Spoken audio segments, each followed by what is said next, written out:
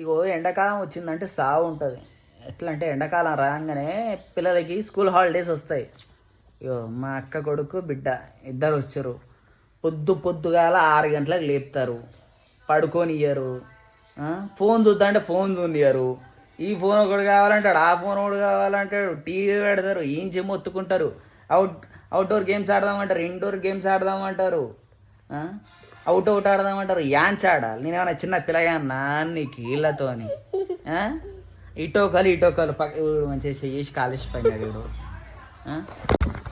పిల్ల ఏమన్నా అంటే ఈమెము అంటే కాలేస్తుంది, జుట్టు బట్టి వీక్తుంది.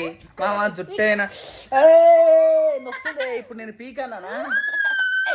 ఓ ఇట్లా ఎండాకాలం వచ్చిందంటే భయం అవుతుంది సార్ మాకు.